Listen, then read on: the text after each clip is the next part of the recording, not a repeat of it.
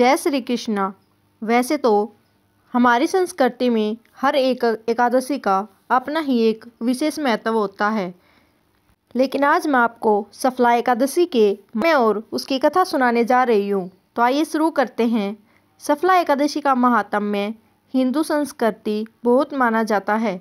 इस व्रत को विधि विधान से करने से जातक पुण्य फल को प्राप्त करता है। सफला एकादशी व्रत करने से जातक को मनोवांछित फल की प्राप्ति होती है। इस व्रत का अनुष्ठान करने वाला जातक भगवान विष्णु की विशेष कृपा का भागी बनता है।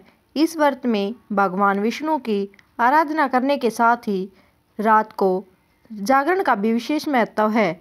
पद्म पुराण में सफला एकादशी व्रत कथा का भगवान श्री कृष्ण ने भी वर्णन किया है। भगवान श्री कृष्ण के मुख से मोक्षदा एकादशी की व्रत कथा सुनकर राजा युधिष्ठिर बोले, युधिष्ठिर, हे केशव, आपके श्रीमुख से माघशीर्ष माह के शुक्ल पक्ष की आने वाली मोक्षदा एकादशी की कथा को महात्म्य सुनकर मैं तृप्त हो गया हूँ और अब मैं आपसे पौष मास के कृष्ण पक्ष को आने वाली एकादशी पर्व के विषय में जानने का इच्छुक हूँ। अतः आप मुझे इस एकादशी को किस नाम से संबोधित किया जाता है? इस एकादशी व्रत का क्या महात्म्य है? इस व्रत के पुण्य फल स्वरूप हमें किस फल की प्राप्ति होती है? यह हमें विस्तार पूर्वक बताने की कृपा करें। श्री कृष्ण, हे पांडुपुत्र, पौष मास के कृष्ण पक्ष को आने वाली एकादशी को सफला एकादशी के नाम से जाना जाता है।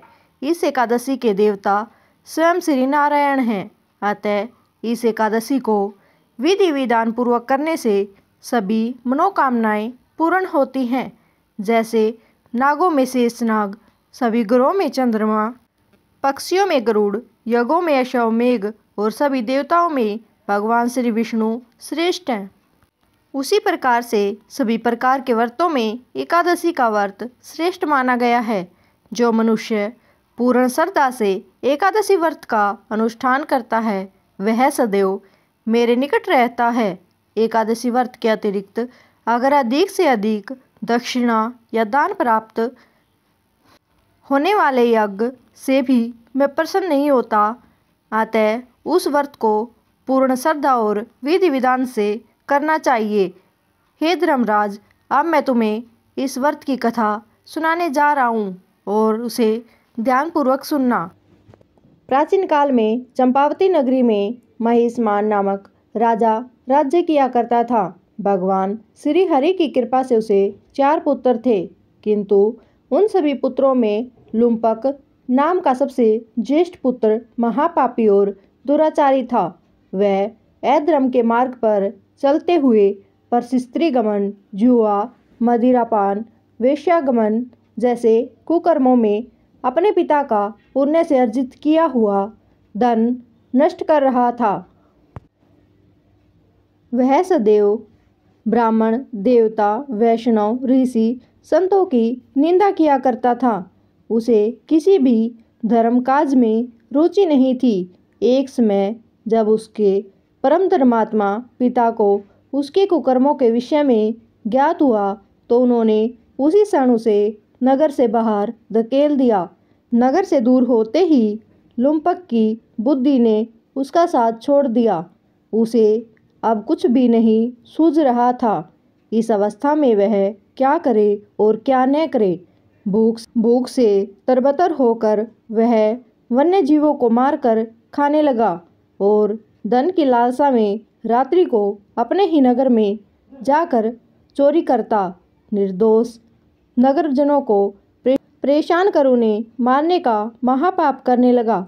कुछ समय पश्चात सारी नगरी उसे भयभीत होने लगी। निर्दोष वन्य जीवों को मारकर उसकी बुद्धि कुपित हो गई थी।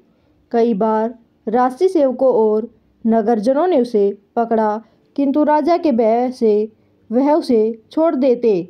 वन के माध्यम में एक अति प्राचीन और विशाल पीपल का वृक्ष था। वह इतना प्राचीन था कि कई नगरजन उसे भगवान की ही तरह पूजा करते थे। वहीं लुम्पक को इस विशाल वृक्ष की छाया अति आनंद प्रदान करती थी। इसी कारणवश वह भी इसी वृक्ष की छाया में जीवन व्यतीत करने लगा। इस वन को लोग देवताओं की क्रीड़ा स्थली भी मानते थे। कुछ समय बीतने पर आने वाले पौष माह के कृष्ण पक्ष की 10वीं तिथि की रात्रि को लुम्पक वस्त्रहीन होने के कारण शीत ऋतु के चलते वो पूरी रात्रि सो न सका। उसके शरीर के अंग जकड़ गए थे। सूर्योदय होते ही वह मूर्छित हो गया। अगले दिन एकादशी को मध्याह्न के समय सूर्य की गर्मी ने उसकी मूर्छा दूर की। रात्रि जागरण और कई दिन से आहार न मिलने की वजह से वो बेहोश अशक्त हो गया था। गिरता संभलता आज वह फिर भोजन की खोज में वन को निकल पड़ा। अशक्त होने के कारण वह आज इस स्थिति में नहीं था कि किसी पशु का आखेंद कर सके। इसलिए वृक्ष के नीचे गिरे हुए फलों को एकत्रित करते हुए वह पुनः वही विशाल पीपल के वृक्ष के नीचे जा बैठा। जब सूर्यास्त होने लगा एकादशी के महापर्व पर आज उसे अनजाने में व्रत को चूका था। अत्यंत दुख के कारण वह अपने आप को श्री हरि को समर्पित करते हुए कहने लगा, हे प्रभु, अब आपके ही यह फल आपको ही समर्पित करता हूँ, आप भी तृप्त हो जाइए। उस दिन भी वह अत्यंत दुख के चलते वो पूरी रात्रि नहीं सो पाया। उसके इस व्रत से भगवान अत्यंत प्रसन्न हुए। प्रातः होने पर वह अत्यंत सुंदर परिधानों से सुसज्ज उसके सामने आके खड़ा हो गया। उसी क्षण एक आकाशवाणी हुई, हे राजपुत्र, श्री नारायण की कृपा से तुम्हारे सर्व पापों का नाश हो चुका है। अब तुम अपने राज्य अपने पिता के पास लौटकर उनसे राज्य ग्रहण करो। आकाशवाणी से सुन प्रसन्नचित्त होकर वह सुंदर परिधान धारण कर भगवान श्री हरि का जयकारा लगाते हुए वह अपने राज्य को प्रस्थान कर गया। वहाँ राज्य में राजा को इस बात की पुष्टि हो गई थी। अपने पापी पुत्र के पाप नष्ट होने पर राजा ने भी उसे सहर्ष स्वीकारते हुए अपना राजपाट उसे सौंप दिया और खुद वन में चले गए।